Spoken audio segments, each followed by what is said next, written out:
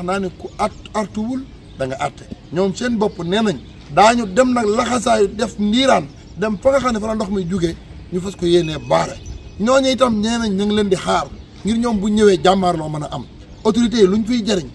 jaa ngeen jëf ñi nga am mbégte bu baax di leen siyaar ñoo ngi fii ci forage su Fetto di jaajëfal mboolem ñuy topp Touba Mahro sa retet ndoxum Touba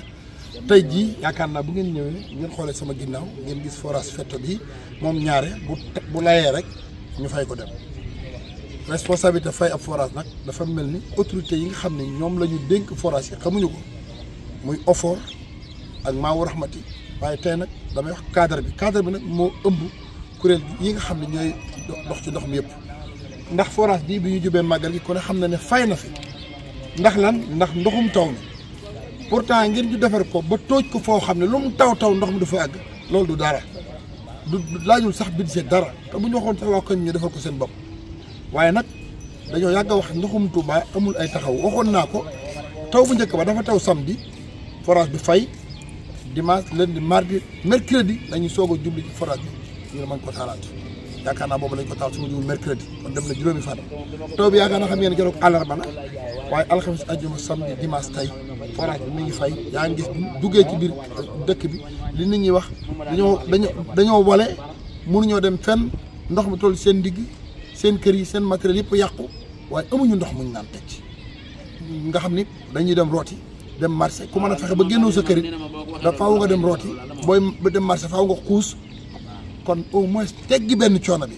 rawatina bii nga xam ne pour tegg ko du dara ndax bu neexee OFOR fii nii mën nañ ci def benn fondement bu kawe boo xam au moins dana mat 2 mètres ak ci li nga xamante ne mooy armoire comme fii sol la boo xam ne day faral di am ndox jàpp naa ne ngir ñu xam ni ñu koy saafara loolu farata dëgg la waaye itam di woo ñi nga xamante ne ñooy autorités yi président de la république Bassirou Diomaye Diakhar Faye premier ministre am Ousmane Sonko ak l' ensemble gouvernement bi rawatina ñëpp ñi nga xam ne seen loxo laale na ci lépp lu jëm ci wàllum ndox moo xam mu ñu naan moo xam mi nga xamante ni mooy sonal nit ñi. di woo Touba ca kanam di woo mairie bu Touba di woo bonne volonté yi di woo ñëpp gis nga lii du problème boo xam ne dañ koy saafara ci day ñëw indi ay ñetti moto pompe ñeenti moto pompe ñëw taxaw sol seen équipement ñëw taxaw ni saafara nañ ko dañ koy saafara mu sax déedéet